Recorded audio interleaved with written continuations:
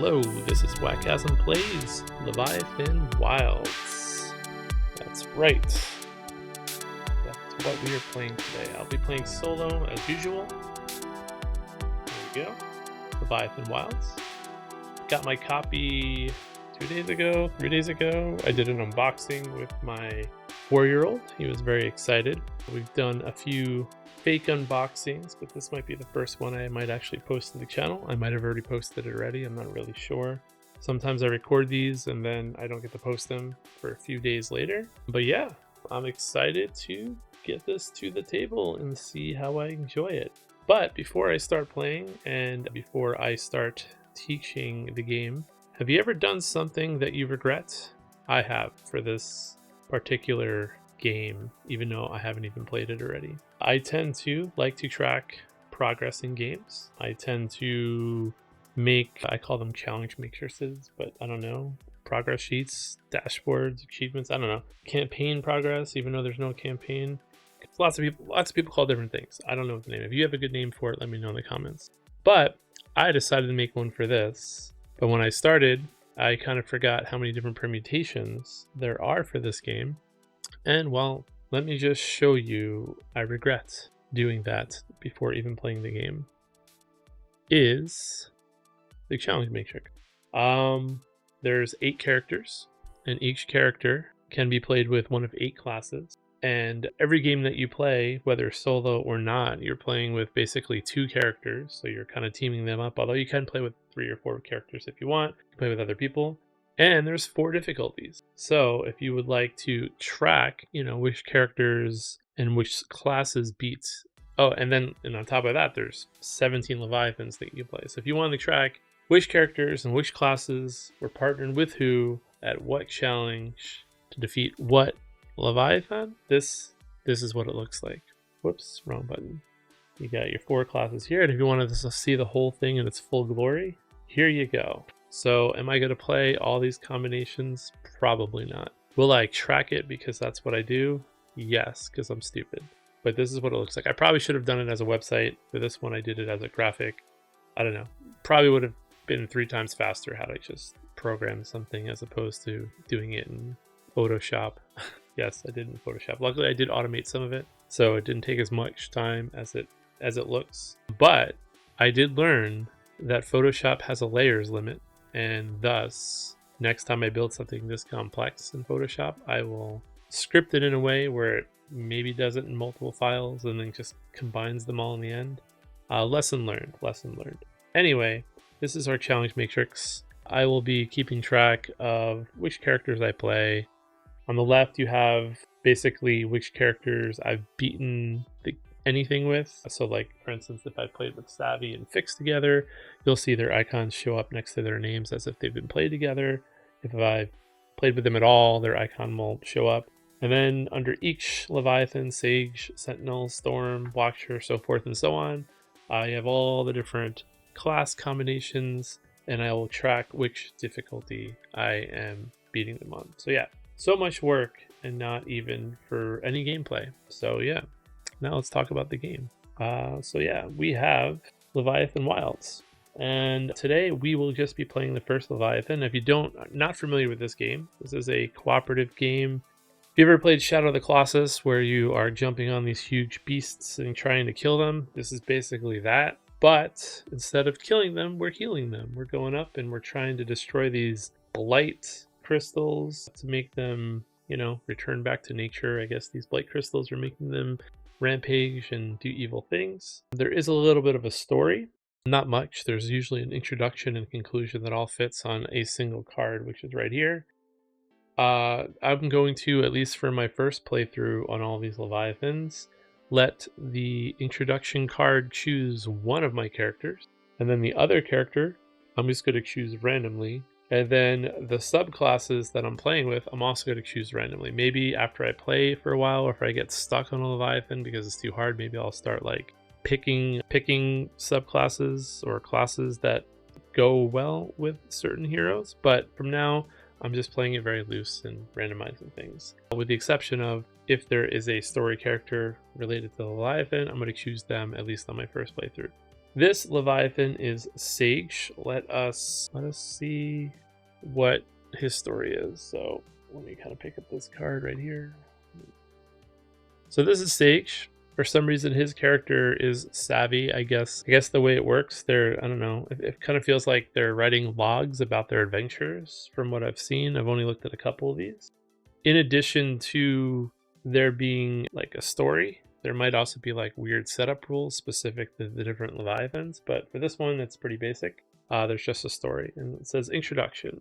After weeks of travel, we made it through the mountain pass into the wilds, and already we're gearing up for our first Leviathan encounter, this massive magic turtle.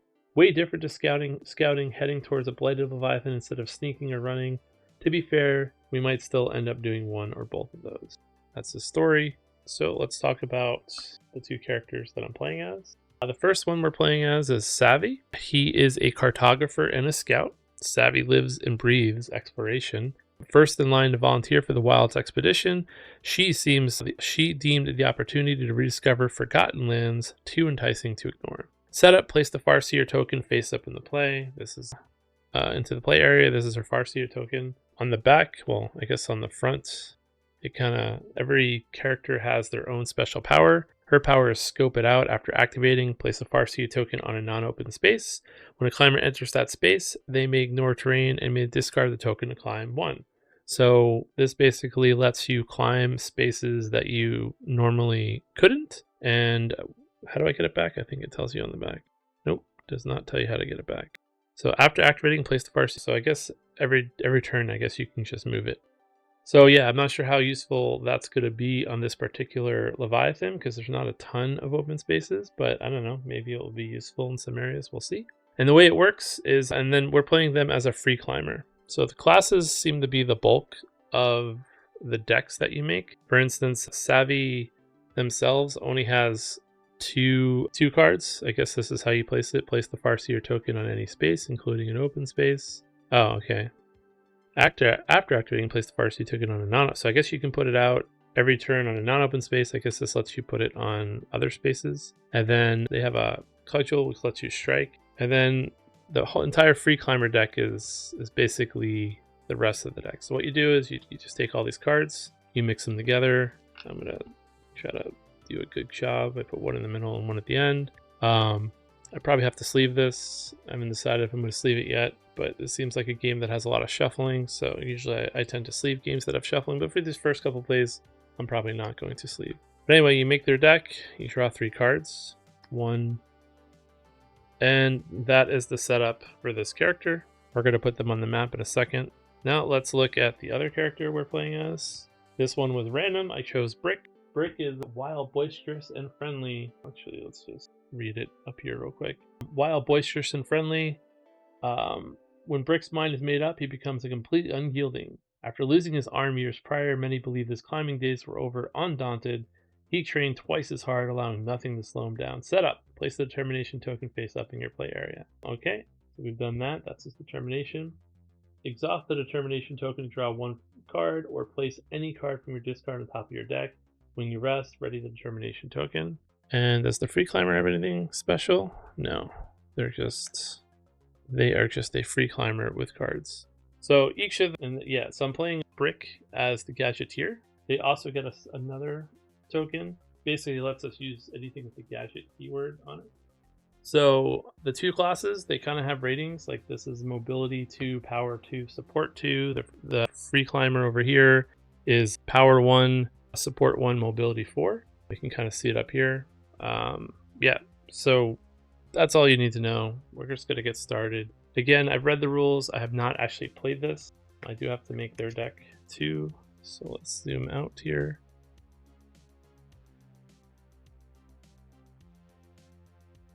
All right, and that is kind of the full start of the game. So we are going to get started.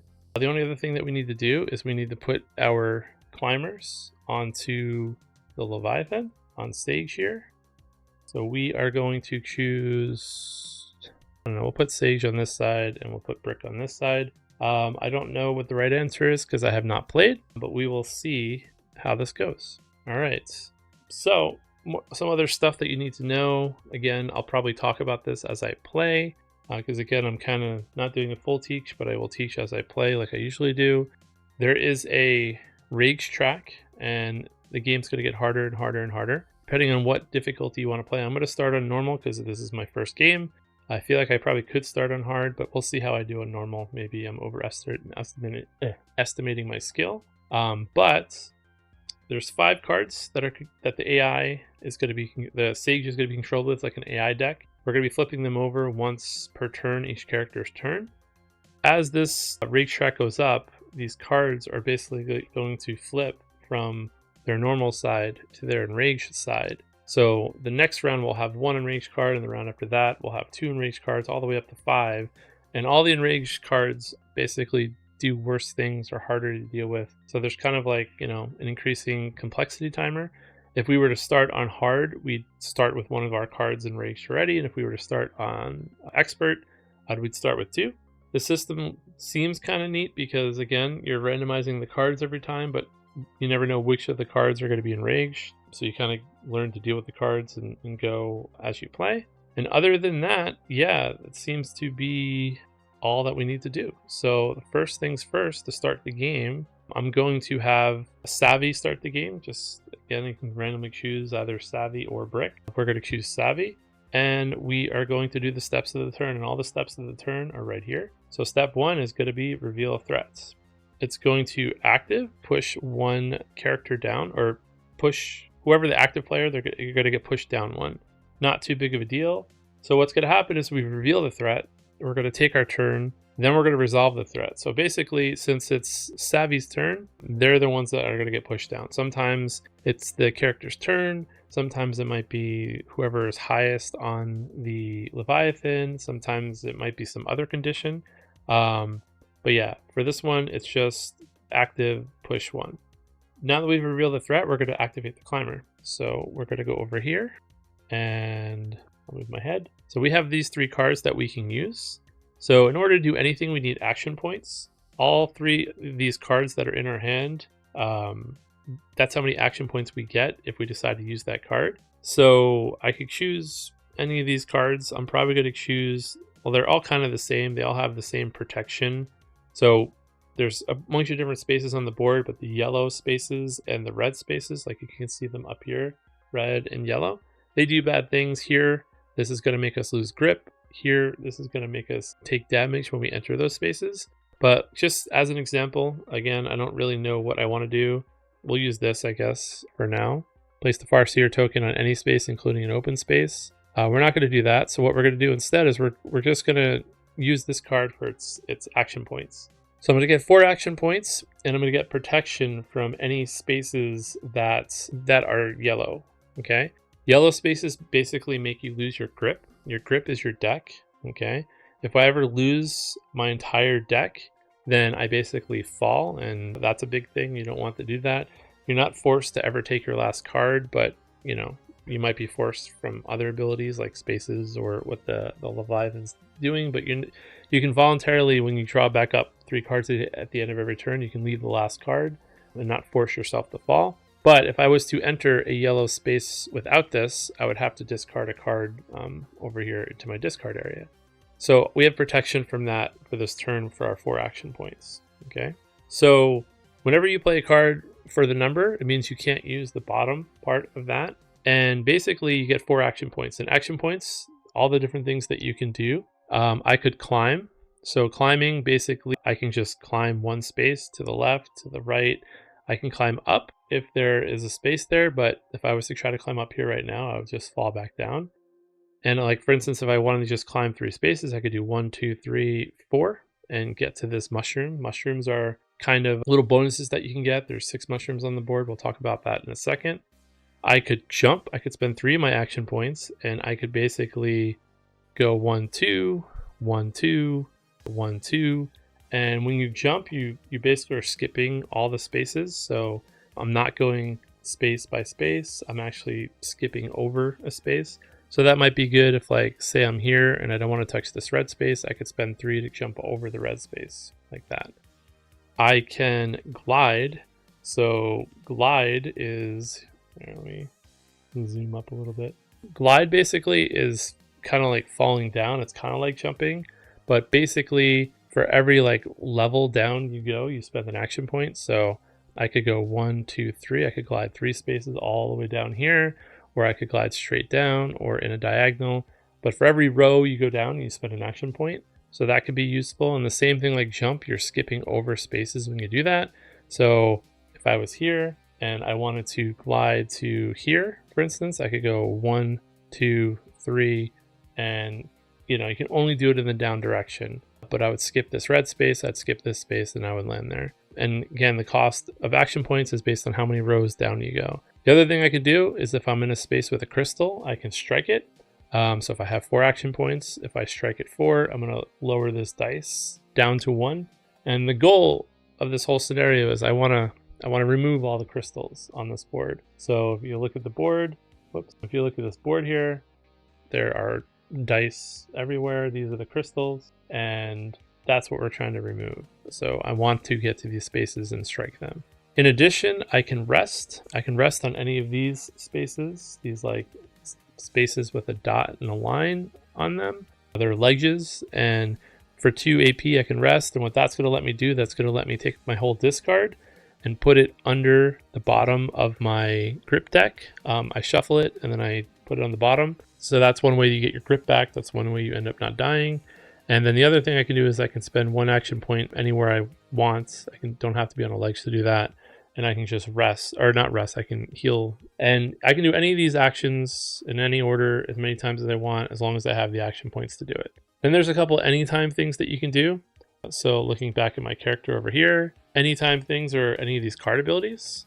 So for instance, like I could climb, any climber may climb 1.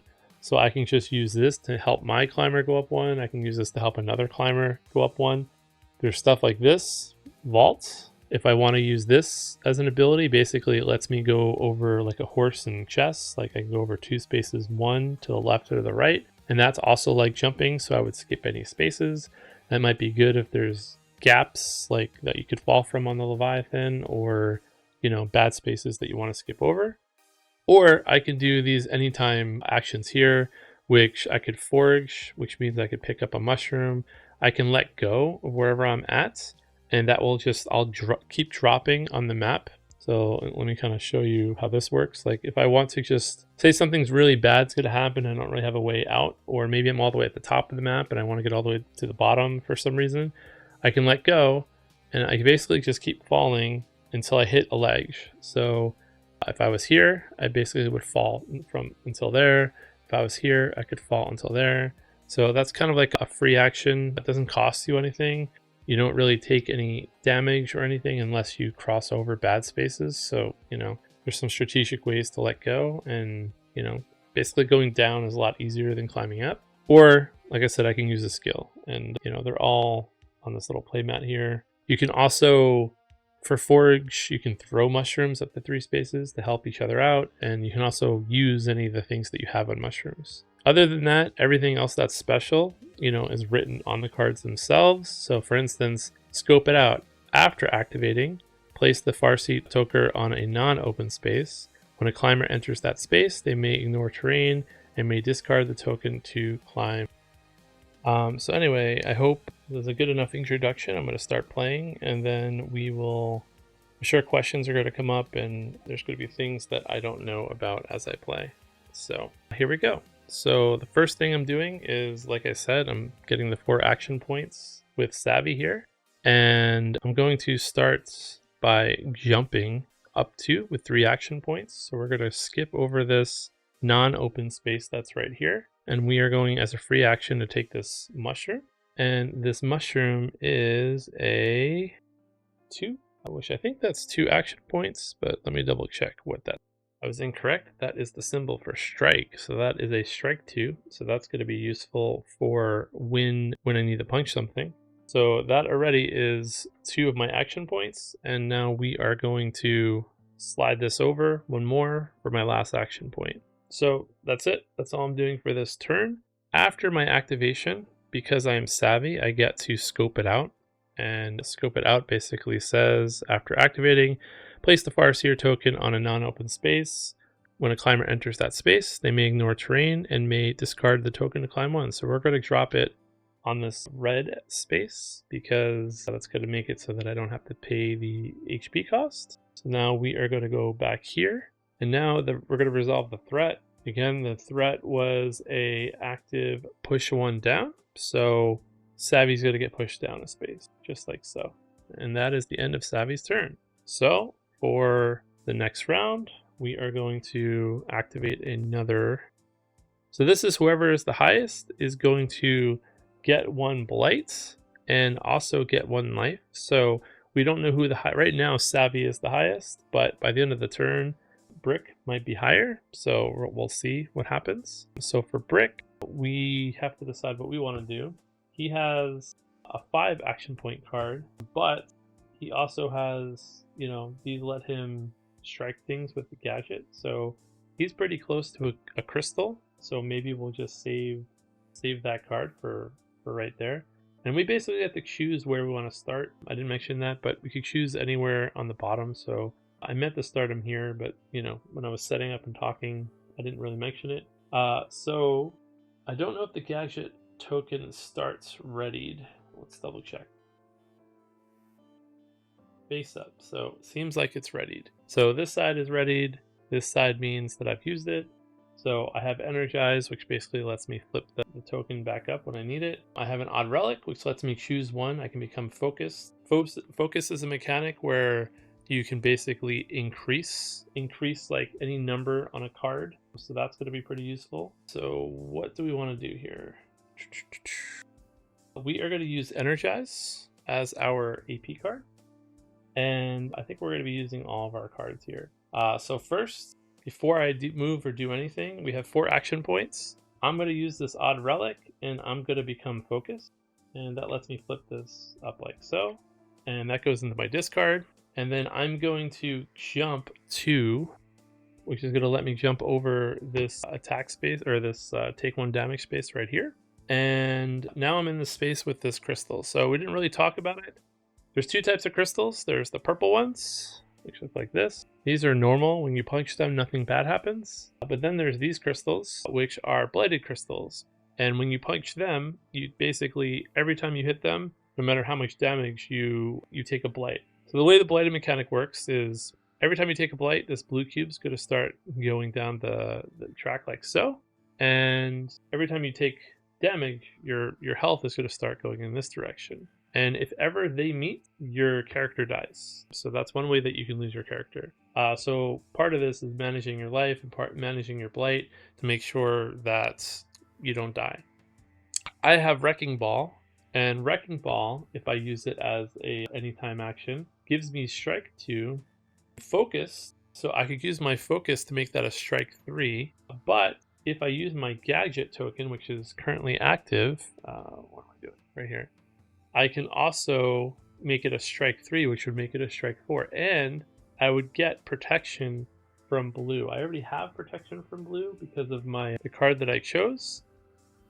Oh yeah, so I don't need to use my Focus for this. I can just use my other action point. It's fine. I'm going to use my Focus for this. So we're going to use the Wrecking Ball to punch for 4. And we're going to flip over this Focus token. So in 1 punch, we're basically getting rid of this crystal. And we're already... 1 crystal is done for this Leviathan. And then for the next thing we're going to do, we have 1 more action point left, so we're going to move up 1 right here. So this is what things currently look like. All I did was move to here, and then I punched, used my Wrecking Ball to punch it. But notice that I used all of Brick's cards already. So his grip is already way less than Savvy's grip. So we activated the climber, and now we're going to resolve the threat. If you remember, the threat was the highest is going to be taking 1 life and 1. So to my understanding of the rule, even though I have protection from blight, even though Savvy has protection from blight because of this card and also because of the Wrecking Ball, that's only during their activation. So now that this is when we're resolving the threat, they are going to take 1 blight and 1 life. I don't know if I have any cards that are going to fix blight, so that's something that we're going to have to pay attention to. But I do think I have ways to heal And then maybe some of the mushroom stuff that's out there might be able to fix this for us. So anyway, we're going to draw to 3. These are the new cards that we have. But now it is Savvy's turn. So before Savvy goes, we are going to activate a new threat. And basically, when this activates, all characters are going to have to discard a card from their grip. There's nothing we can do about that. So I do have to start paying attention to, how many cards I have available versus cards. I don't want to run out of grip. Like, everybody has 3 cards left. So if I end up using all 3 cards, I'm going to be forced to draw only 2 cards or 3 and then be at risk of, falling, which is something that we want to do. But right now, we're not worried about Brick. We're going to be worried about Savvy here. So I forgot to draw my 3rd card, and this technically goes into the discard. So yeah, so these are the cards that we have now. So we have Secure. Secure is if the card is discarded for grip, then it goes into our hand instead. So this would have been a good card to have on top, just because then we can get it into our hand. I believe you can go over 3, like in that scenario, but you always draw up to 3. So yeah, there might be ways to have more than 3 cards in your hand. I'm not 100% sure. So maybe if there's a way I can engineer getting this into on top, I would try to do it, but I don't think I have a way to do it. I have Climb. Any climber may climb, or have this Vault, which will let me kind of go different places. Right now, I don't really care about helping anyone else, so I think we're just going to use this Vault to get 4 action points. And right now I have protection from losing grip. I can use 3 to move up to this crystal. 1, 2, 3. I didn't even really need this here, but it's one of those things that I have the option of doing it, so I can do that at the end of every turn. And now I'm on a crystal with 5 hit points, and basically I can punch it for 1. Or I can use my Farseer Cudgel, strike 2 or strike 1, and place the Farseer token on a non-open space. Do I want to do either of those things? I don't know. I do have my Mushroom, which gives me +2 strike. So I think what I'm going to do is I'm just going to use my last AP to strike this crystal. And since it's a purple crystal, I don't take any additional damage from it. And then I'm going to use the Farseer Cudgel, strike 2 or strike 1 and place the Farseer token on a non-open space. So I will just strike 2. That's going to bring it down from 5 to 2, and that is the end of my turn so we're going to discard this. We're going to draw 2 more cards. Actually, I'm supposed to draw this after. I'm supposed to resolve the threat first. Let me do that. Actually, I put these back. So the threat is going to activate, and all characters have to lose 1 grip. So we're going to lose 1 from Savvy, and we're going to lose 1 from. Now I'm going to draw my 2 cards. And that is the end of Savvy's turn. So now we are going to move over to Brick. Before Brick activates, we're going to do one more thing. I'm going to use my Scope It Out to move this all the way over here to help Brick get over that -1 HP spot. All right, now it's Brick's turn. Nope. So it is Brick's turn, but we have to activate the threat first. So, all right, so this is going to take the active player, and basically it's going to target the active player like so. And what's going to happen is at the end of the turn, if Brick is in any one of these spaces around that red circle, they will take 2 damage. So since Brick can move this turn, we can potentially, get out of the way of that and it won't be a problem. So now we have 3 cards, and none of Brick's cards give him any kind of protection. So I think we are just going to use this 5. And we are going to move 1 space over. So we have 5 action points. We're going to move 1 space over to this token, and I can discard the token to climb 1. So when I climb into this space, I ignore the terrain, so I'm not taking 1 damage. So we're basically getting a free action point to get to this legs right here. So we've only really spent 1 action point to kind of move left once and move up once. So we have 4 action points left. Next, we are going to rest for 2 action points. And basically, it lets me take this whole discard pile, which is only 4 cards. But again, I only have 2 cards here. 1, 2, 3. Yeah, so Brick only has 9 cards in his deck because his character only has 1. We're going to shuffle them, and then they go on the bottom.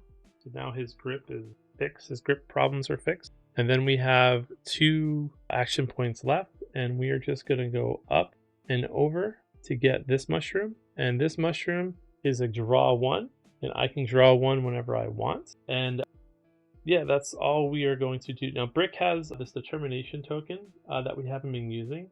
Basically, I can exhaust it to draw 1. I probably should have drawn 1 at the beginning of the turn. This way, I maybe could have tried to use some of his cards a little bit more efficiently. But we're going to do it right now anyways, just to see what we get. Maybe there's a card that will be something that we want to use. Any climber may gain 2 grip, which will put cards back. Gadget, that climber may also gain 2, so that's one way that they can heal. I could climb 1. If I had the gadget, I could climb 2.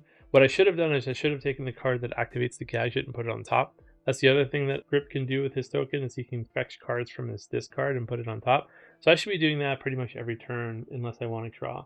But because I wasn't really thinking, I didn't do it. So I'm going to start trying to remember to do that moving forward. I think I'm going to always pull that gadget card back so I can activate the gadget. I think that's probably a good combo for Brick. Anyway, that is the end of Brick's turn. So now his threat's going to activate, but it's not really a threat because it moved out of the area of damage. So, not a big deal.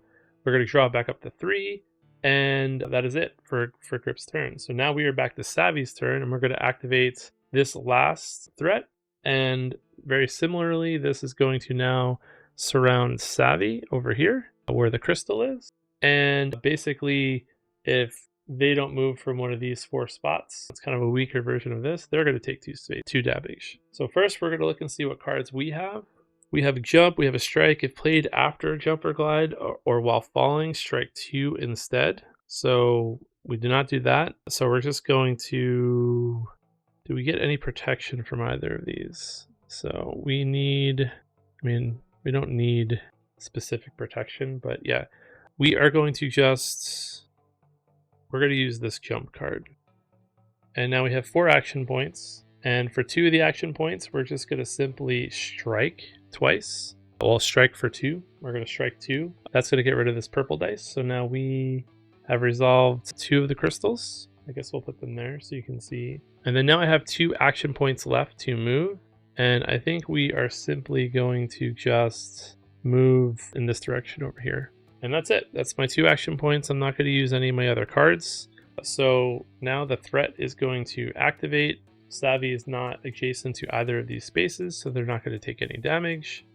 Things are all good. So that is the end of the turn. We're going to draw up to 3. We're going to discard this. Now Savvy's in a position where they only have 2 cards left, so they're going to have to rest soon as well. This is going to go away. But now, at the end of this round, we are going to increase the threat tracker. And now, one of the cards is going to be coming out enraged. So we're going to basically shuffle these cards. They'll come out in a completely different order. And now we've kind of seen all the different things that it can do. Was not really paying attention to their enraged sides, but I'm sure the enraged side is worse. And the first one that comes out is going to be now enraged, and the next 4 are going to not be enraged. So if we were starting the game on hard, we would already be starting with this first card enraged. So now it's Savvy's turn. He's going to be getting the first enraged card of the game. So not great, because this is one that removes grip. This is -2 grip for the active, and all others are going to lose 1 grip. Not great for Savvy, who's going to definitely need to rest next round, but not that big of a deal. I think we can get through it. All right, so it is Brick's turn. We have these 3 cards out. When you rest, ready the determination token, which I did. So the first thing I'm going to do is I'm going to pick one of these cards, and I'm going to pick this deflection card. We're not really worried about blocking right now. So we're going to get 4 action points.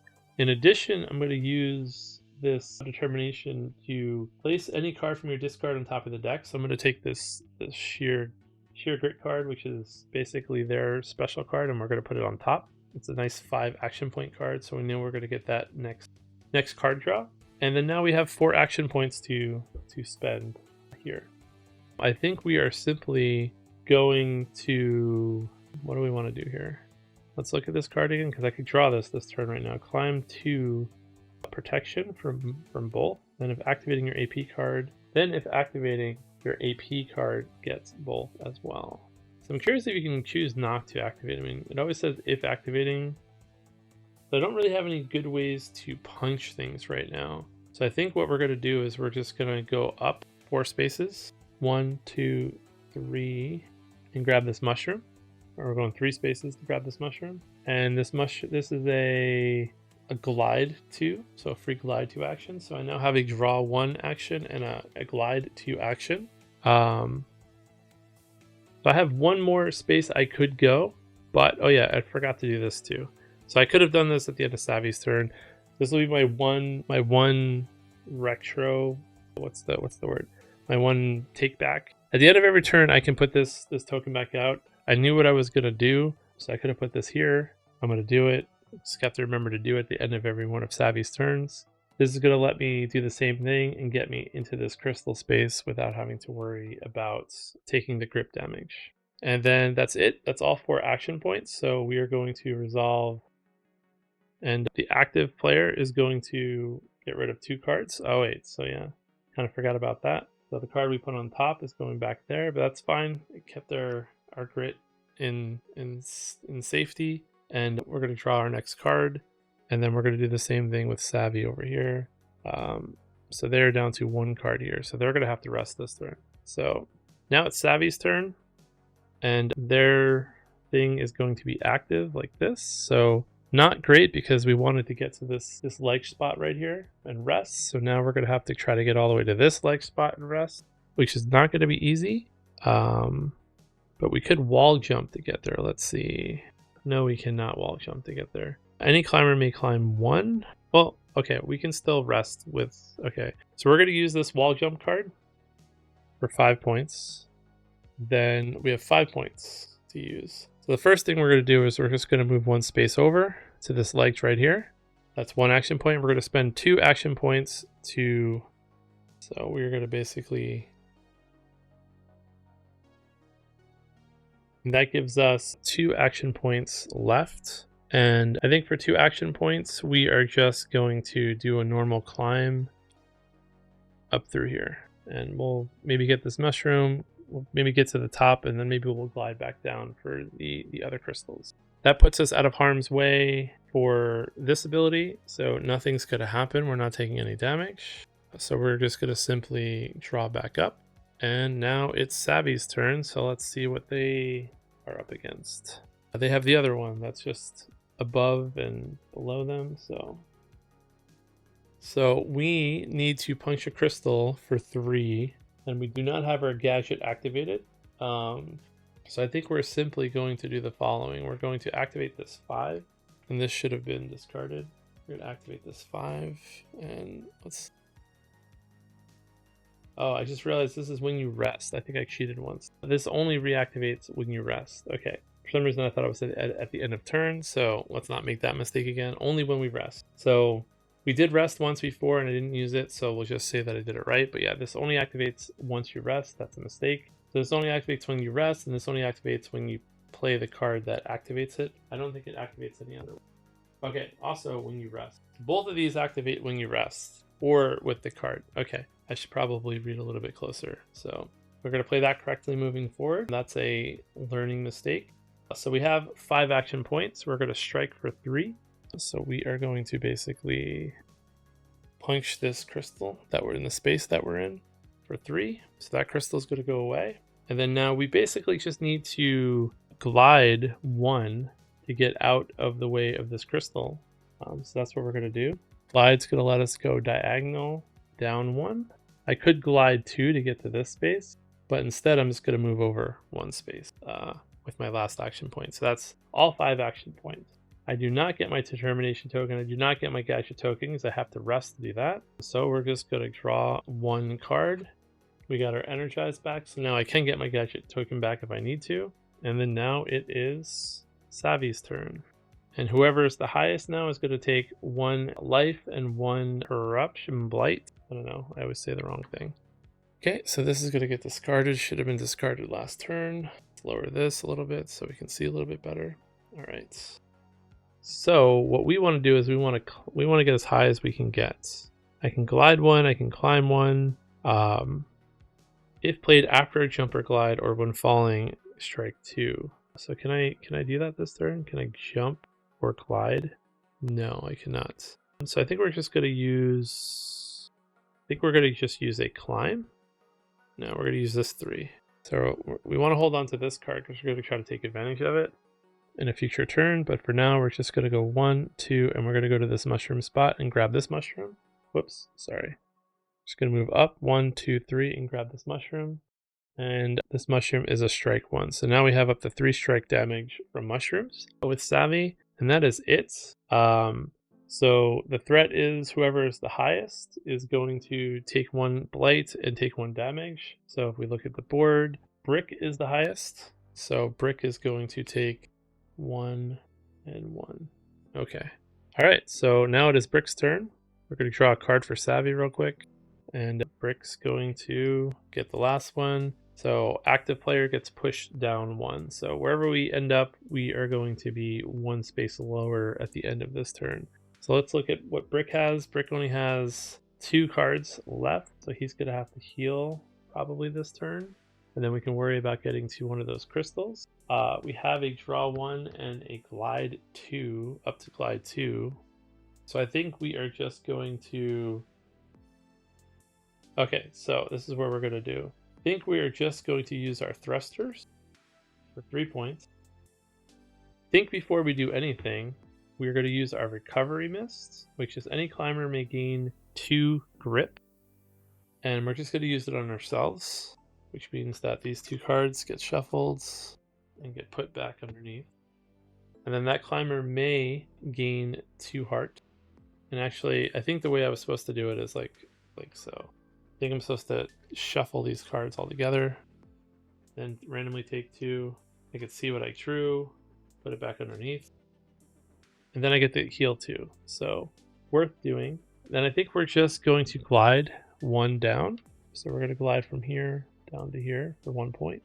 And I think we're going to use the last 2 points to rest. Rest is going to allow Savvy to take the rest of his discard, put it under his grip. It's also going to allow him to get his determination token and his gadget token back. And he's going to get pushed down 1 because of the activation of Sage. Going to get to draw 2 cards. And then now it is Savvy's turn, but we are at the end of a round, so this is going to now increase to... The race track is going to jump to 2, which means that 2 of these cards are now going to be... Okay, so we are going to drop them 1, 2, 3, 4, 5. And then these 2 are now going to be... Alright, so now it is Savvy's turn. We're going to see what... So the highest and the second highest are going to now take a blight and a life. So both characters, no matter where they are basically taking this. So this is going to be like the timer that kills us. Because, remember, when the life and the blight meet each other, one of the heroes die. And when one of the heroes die, you only get like basically 1 turn to try to finish everything. And so far I don't have a way of healing blight, so I have to worry about, and unfortunately Brick is on the side right now where there is 2 blight crystals here and here. So yeah, we're gonna have to figure that out at some point. So for now it is Savvy's turn, and we are going to, what are we gonna do? I think we are going to... Thought I knew what I wanted to do, but I'm not going to be able to do it this turn. Yeah, actually, I can do it this turn. So I'm going to use this Dino 4, and that's going to give me 4 action points.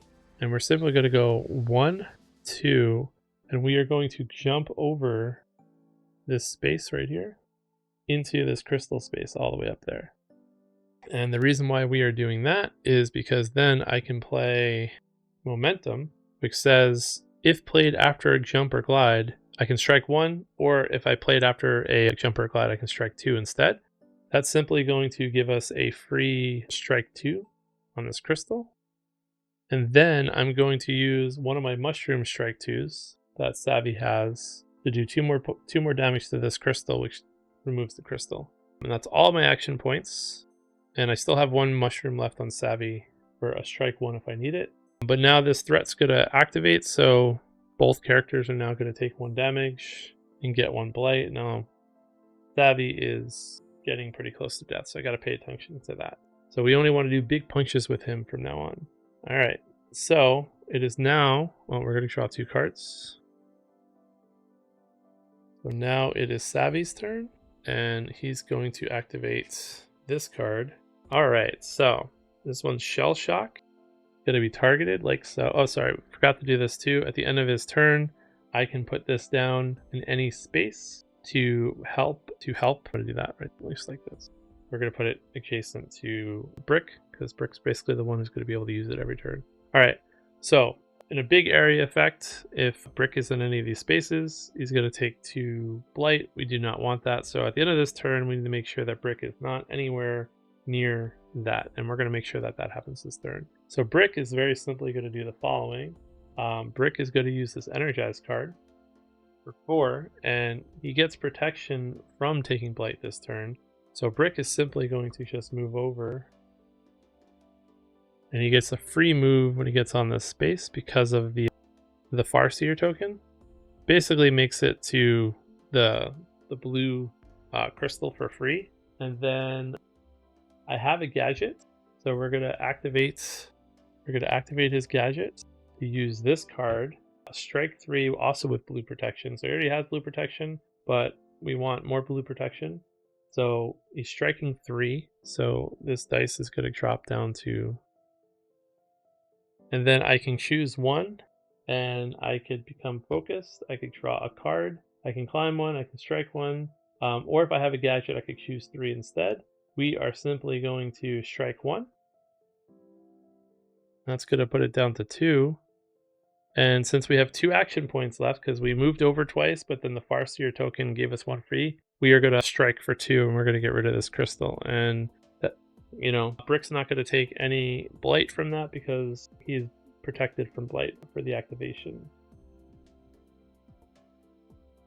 All right, so that's everything with Brick. And now this Shell Shock's going to activate. It targets the space he was in. Oops, this should be removed. And 2 spaces over and above, and basically this whole area right here. Hard to see, but from here, all these spaces, if he was in, he'd take damage, but he is 3 spaces over, so Brick dodges it. So Brick is safe from any blight damage this turn. But Brick did use a lot of cards to get through that crystal. So now we are drawing 3 cards, which puts Brick back to only 2 cards left. And I gotta keep remembering that these have to get discarded. I'm just not doing it. All right, so now it's Savvy's turn.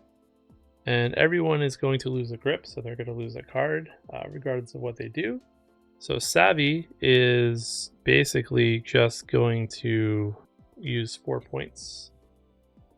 And let's look and see what they are doing. So they're all the way at the top there. My zoom in cuts off the top of the thing, and probably have to readjust that next time.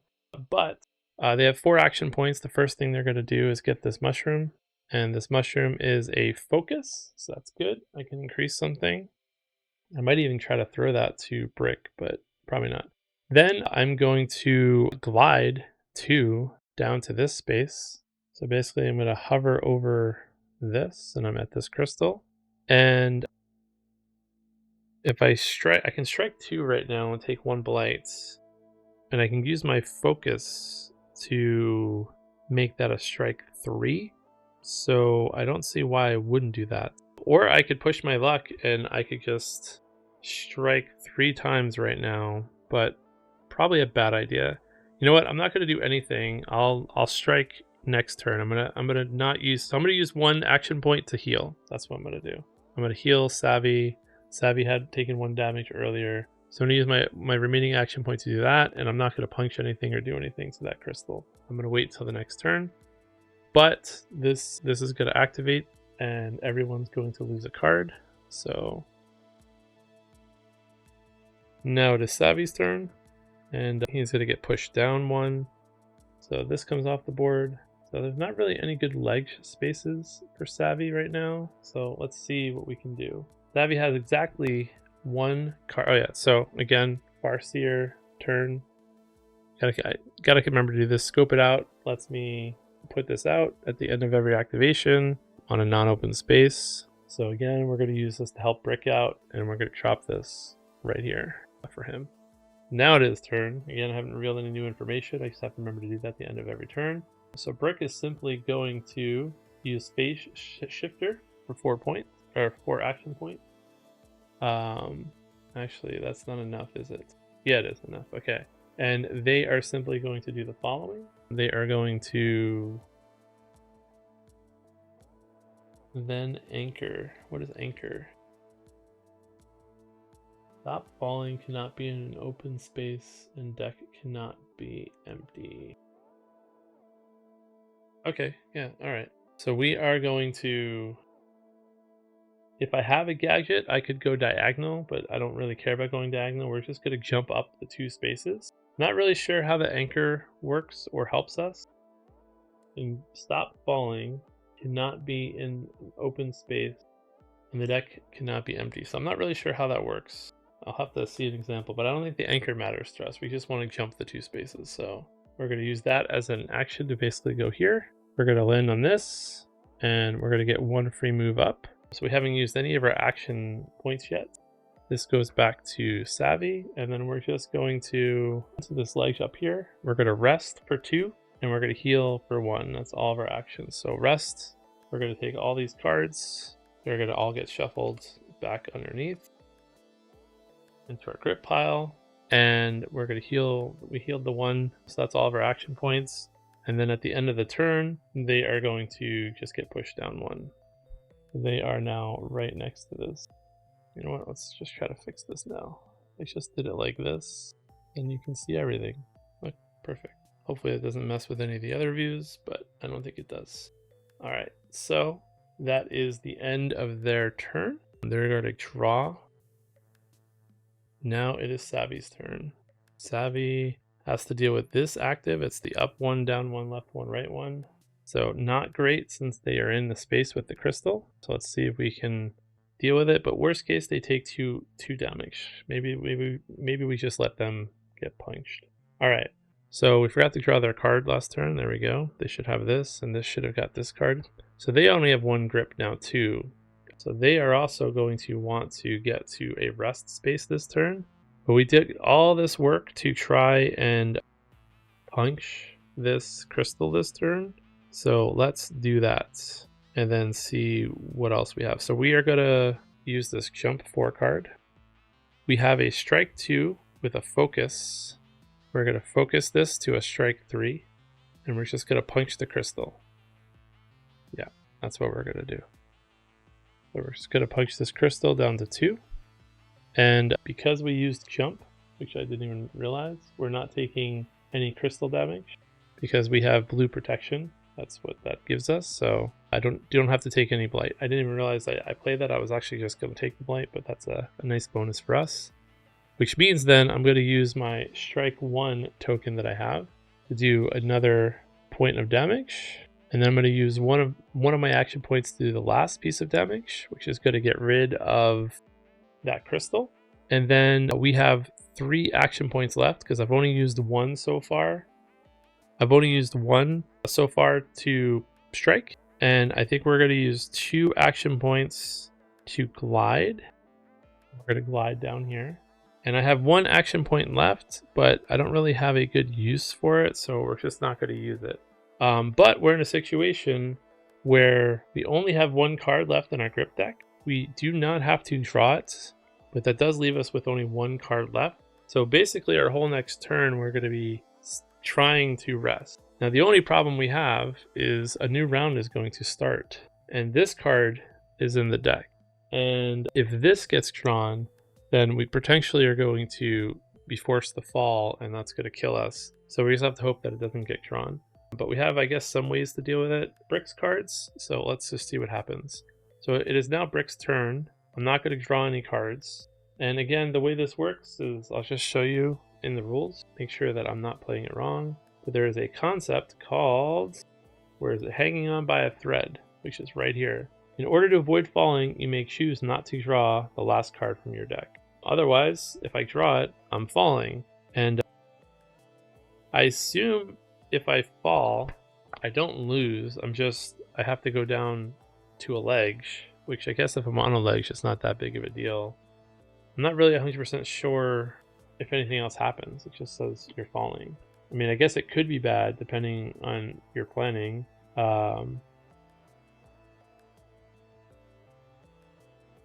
Yeah, so I basically think you just get to a ledge, then you can rest. So if I'm forced to fall, it's not that big of a deal as far as I can tell. But anyway, we have to shuffle these cards. We are now on Rage 3. And I don't know, things are looking pretty good. We only have 2 crystals left. Both of our climbers are near the crystals. Nobody's really in any great threat, so I think this is going to be a pretty easy win. All right, so it is now Brick's turn, and we have to reveal his threats first. All right, so we have this nice, wonderful, big threat thing that's going to do 2 blighted damage to him. It's not something that we want, but it's something that we can deal with if we need to. We did just rest, so we have access to our gadget.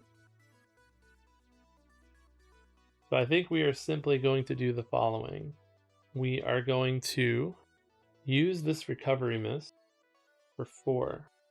And we are just going to do a strike 4. So we are in a crystal space with a 4. We're going to take 1 blight. We're not immune to blight this time, so but it does get rid of that crystal, and that's all 4 action points to do that. But we are taking a blight. But then I think we're going to use our hook shot to get out of there, but I don't think that's enough. Oh yeah, so again, we could have done this. We could have planned this ahead of time. Basically, I could put this here, for instance. Wait, where are we? We're here. 1. Kind of hard to see. I guess it's this one. I could have put it on. Yeah, sorry. So I have to remember, this is just something that I keep doing. At the end of Savvy's turn, I can put this out. And I keep not doing it. And again, no new information is revealed because I haven't really... The only new information that's revealed is this. So I guess I am cheating a little bit. Yeah, because I wouldn't have known that I needed to get out of that space. So yeah, I'm not going to do that. We're just going to take the damage, I think, and call it a day. But I could have put this here, and I could have made it so that I get out of dodge with the cards that I have.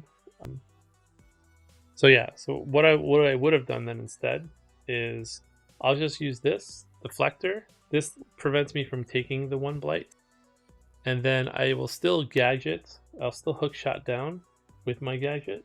Actually, you know what? Hold on. I'm gonna use my determination to draw a card. Let's see. Maybe I get something that helps me. So this would have helped me, but yeah. So we'll go back. We're gonna undo some stuff. So I drew this. So instead of doing a strike 5, I'll play this to give me 1 blight block. I'll play this for strike 2. That basically saves me 2 action points. I could do this bottom one with the gadget, but I'm gonna save the gadget for this hook shot, and I'm gonna hook shot away all the way down here to where the space is, and I have 2 action points left, and I'm just gonna go to this leg space right here. Sorry. Again, not showing what I'm doing. So basically, I hook shotted 1, 2, and then I use one of my action points to go 1 space away, and I'm on this ledge right here. And that's with all my cards. So I had 4 action points. I used my determination token to draw a card. Draw the card I drew, gave me Wrecking Ball. I had these cards in my hand. Oh wait, yeah, I would have had to use the gadget for this. So you know what? I'm taking the 1 blight from punching. That's fine. And I'm striking 2. Then using the gadget to hook shot away to get out of the big area of effect for this. So I did take one blight damage from punching. I'm getting out of the way of this. So that is the end of Brick's turn. Brick's just going to draw 3 cards. And then now it is Savvy's turn, and we're going to activate theirs. And this is active. Ooh, that's not good. Well, you know, again, same situation as before. Brick's could end up falling, but Brick is already on a leg. So if I understand the mechanics fine, he's just going to fall to where he's at. I don't think you let go of the legs that you're at and fall down, but worst case, Brick will just end up down here, and then he can just rest on his next turn. That's if I fully understand the grip and falling mechanic. There's one thing I'm going to have to look up after this, and for the next future plays, make sure that I'm getting it right. But I think that's what happens. I think I just fall, and if I'm on a ledge already, then I'm good. I mean, I don't think I fall from the current ledge, right? Let's see.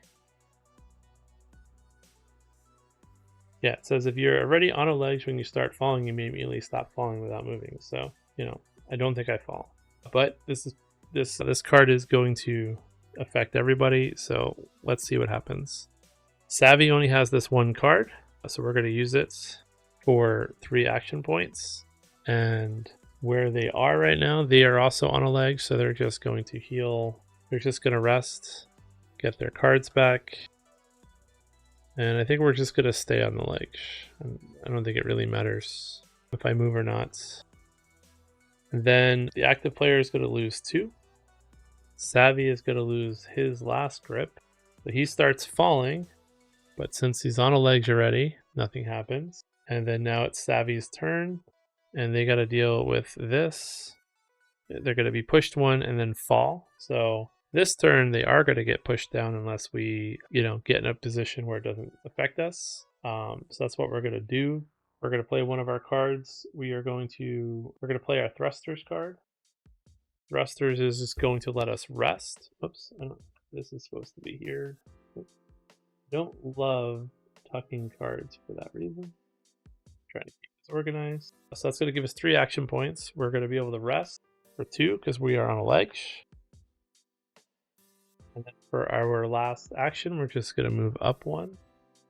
All we did was move from this leg up 1, and then we are going to be pushed 1 down, and then we're going to fall, but we're on a leg, so we're not going to fall anywhere.